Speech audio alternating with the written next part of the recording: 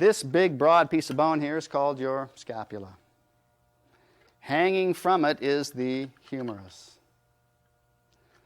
This shelf over the top of the humerus bone, this large bony shelf, which is part of the scapula, that's called the acromion process. It's probably one of the only Latin words you'll ever need to know, because it's going to come up again and again and again, because we use our shoulders so much when we move. The acromion process, which is a flattened extension of this ridge of the scapula. When we raise our arms up in this fashion, sooner or later, for everybody, the humerus hits the acromion. But everyone's acromion process is differently shaped. Some it's tilted up at a higher angle. Some it doesn't overhang as much to the side. Some it doesn't overhang as much towards the front. Those variations lend for huge variations of when is someone going to reach compression. Now, for everyone, no matter how flexible or inflexible you may be, when you bring your arm up and you don't let your elbow go out to the side, this is called abduction. You don't let that arm abduct out to the side. You keep it in. When you bring it up, you're going to hit the acromion the soonest possible instant that you can. If I let my arm abduct out to the side, I can go around the acromion process. Now I will be compressing here on the back side between these two bones, but it's not as painful and not as aggressive. As you can imagine, this has huge consequences for when you do a wheel, when you do a downward dog, whether elbows straight on Vrishkasana, doing a wheel, or Dvipada Viparita Dandasana like this. Anytime I need to draw my arms back, bent or straight, when compression occurs, it's over. Later we're going to see how the scapula movement adds to how far I can move. But right now we're just looking at this joint. Just this joint for now. And like the elbow, like the wrist, and like all the other joints we'll see in the body, the ultimate restriction is bone, what you were born with, what you came to yoga class with. That'll be the ultimate restriction. If the overlying musculature is tight, you might not know what your ultimate range of motion is because you can't stretch your muscles enough to get there. But after you've done enough yoga, then you're going to be stopped in your yoga postures by compression. Okay, let's turn Bob this way, same way I turned the skeleton. If you could get up here and feel on Bob's shoulder, say, wow, there's the acromion process right there. Here's the humerus right there. I ask Bob to relax. He trusts me. I raise his arm up, relax your muscle. I push up, relax more. It's like he can't go up any higher than that. I'm holding his scapula down so he can't cheat. And his arm can't go up any higher than that. Look at the angle of his arm to his ear or his neck. That's it. So I hold her scapula down so she can't cheat and do this kind of stuff. So I go, okay, don't do that. And I slowly start to bring her arm up. Now that was Bob. You remember Bob? That was Bob. That's me. This is any normal person. This is Ivy's mother. And this is Ivy on some type of steroid kind of diet. I don't know what. Bob, here. Ivy, here. Bob, Ivy. Okay? Yoga is not going to make Bob into Ivy. Because Bob wasn't complaining down into here of, oh, my latissimus, my pectoralis, my coracobrachialis, my tricep, they're too tight. That was not a complaint. That would have been a tensile complaint. It's not stretched enough in here. Bob was the same. He had pain right here. Ivy has pain right there too, but I got to push her all the way back to there to find it. Now Ivy is also at compression, but her compression is here. Okay? This is what Ivy walked into the yoga class with. Now if Ivy had been a bodybuilder or a fastball pitcher and she'd torn her rotator cuff and this had surgery on it and this had all been scrunched down from surgery and she'd never really had worked it again because she was afraid, she might have come to the yoga class and done downward dogs and eagle postures to stretch that out. And she might have been very tentative. Oh, I don't want to pop my shoulder out of the socket again. I don't want to injure myself again.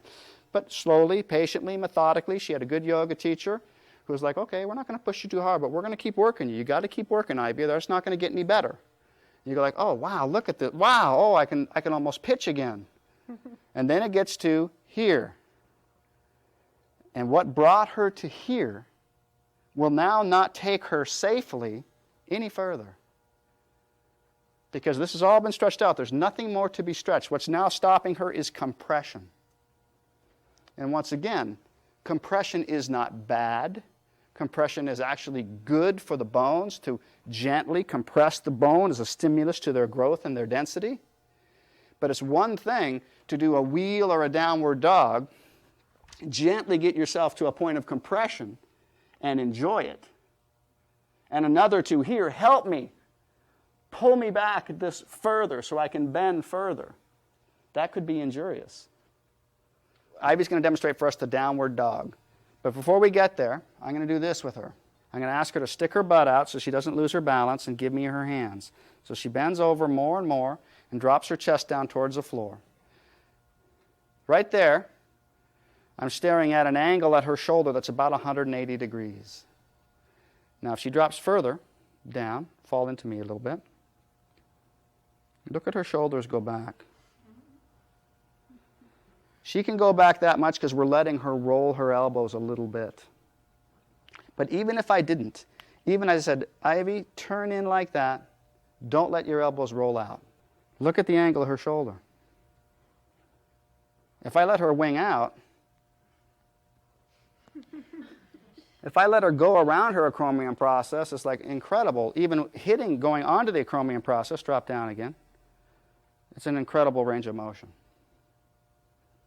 Now, what do you think her downward dog is going to be like?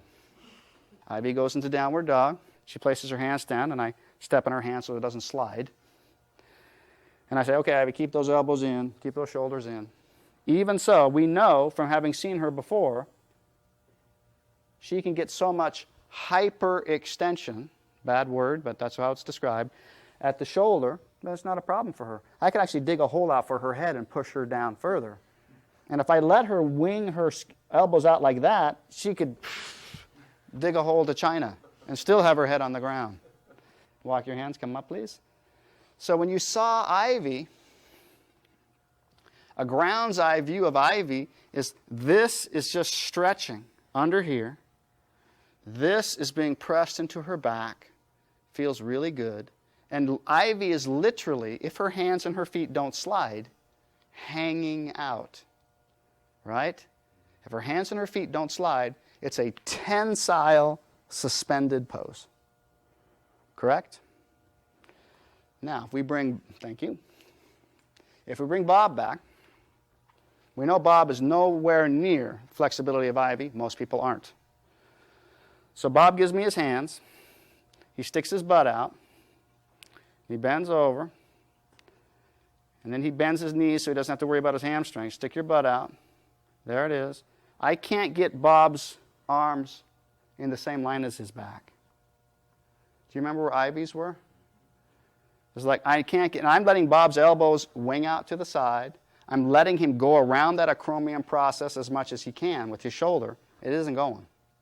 If I forced Bob by grabbing his wrists and rolling his elbows and shoulders, not the elbow so much as the shoulder in, now look at the angle, it's even worse. And is it because Bob can't stretch under here? I guarantee you Bob is feeling the pain there on the top where compression is happening. When we take Bob into a gentle downward dog, you think Bob's going to put his head on the floor? Knowing nothing else about him, He could have the most flexible hamstrings you've ever seen. But will he ever bang his head on the floor?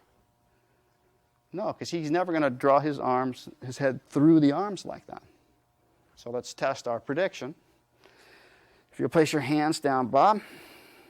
So I'm going to let Bob keep his knees bent, if you will. Bring your feet up a little bit closer to me, Bob. And if I tried to push on Bob like this, I am. It's like, am I going to help him open up his shoulders? No. Because he's experiencing compression right there. I might not hurt him, and he might actually enjoy doing downward dog. He might like to put his hands against the wall or on a block or something. Thank you, Bob. He might actually enjoy the downward dog. It might be a great feeling to just get that much out of it, to get the stretch in his arms and shoulders. He might enjoy it. But is Bob's downward dog ever going to be like Ivy's downward dog? Never. It'll never happen because of the shape of their bones. If two people look the same on the outside and how much they're bending to do a pose, they're not feeling it the same on the inside. Just imagine if Bob levered himself into his shoulder so deeply that he looked even remotely like Ivy. Do you think Ivy would be having the same experience in downward dog? Bob would be sweating bullets, probably doing something detrimental to his shoulder. Ivy's just hanging out. Or what if we did it the opposite way? And so we make Ivy only bring her arms up, or in downward dog, her head through, as far as Bob.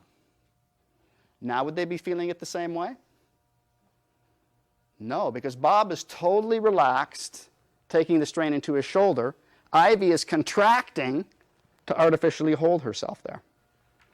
If two people look the same from the outside, they're not feeling it the same on the inside.